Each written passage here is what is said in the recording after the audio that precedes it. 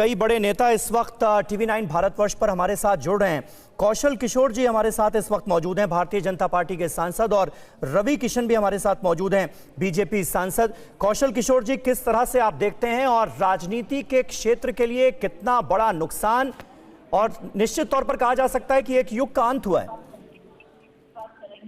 मुलायम सिंह जी एक बहुत ही संघर्षशील और बहुत बड़े लीडर हमारे देश के रहे हैं और उन्होंने अपनी जमीन अपने संघर्षों के बल पर बनाई और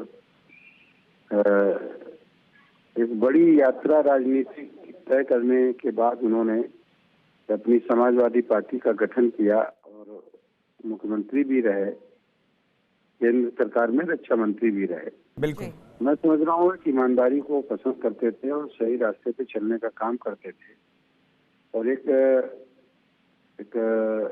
देश ने एक बड़ा लीडर खोया है। बिल्कुल सही मैं तो उस समय का ध्यान याद करता हूँ कि जब 2019 में पार्लियामेंट का आखिरी समय था और सदन आखिरी समय पे चल रहा था, उस समय माननीय मुलायम सिंह जी ने अपने भाषण में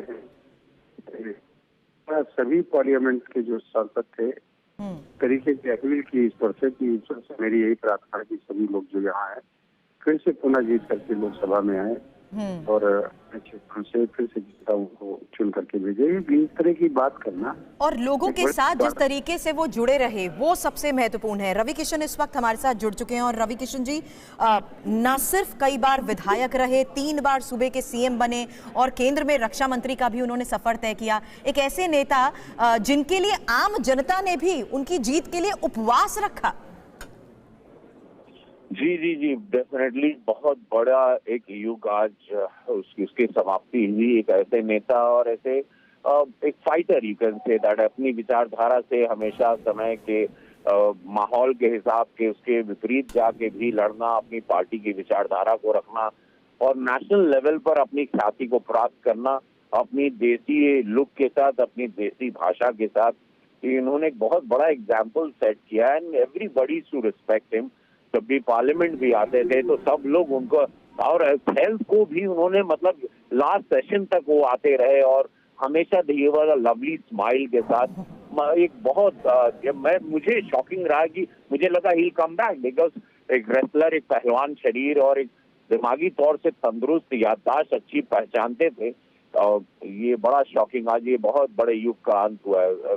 बहुत बड़ा खालीपन रहेगा राजनीतिक गलियारों में। अच्छा रवि किशन जी, 55 सालों का सियासी सफर, राम मनोहर लोहिया और चौधरी चरण सिंह जैसे दिग्गज नेताओं के साथ काम करने का उनका लंबा अनुभव, आपको लगता है कि आजकल की राजनीति में जो तल्खी हमें नजर आती है, मुलायम सिंह यादव के जीवन को अगर हम देखें तो इन सब चीजों का उन पर बिल्कुल असर नहीं हुआ? राजनीतिक आरोप प्रत्यारोप अपनी जगह हैं, लेकिन जो निजी रिश्ते हैं अलग अलग पार्टियों के अलग अलग नेताओं से, वो हमेशा शानदार तरीके से जिए नेताजी ने।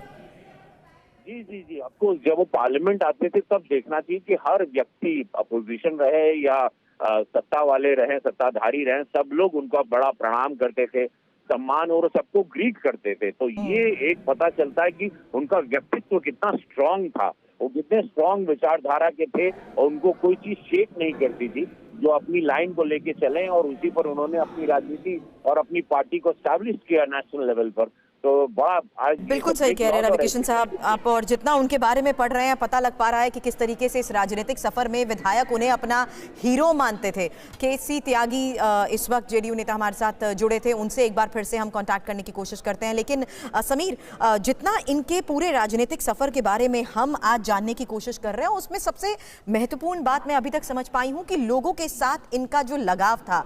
मतलब सोचिए 28 साल की उम्र में उनको जिताने के लिए पूरे गाँव ने उपवास रख लिया।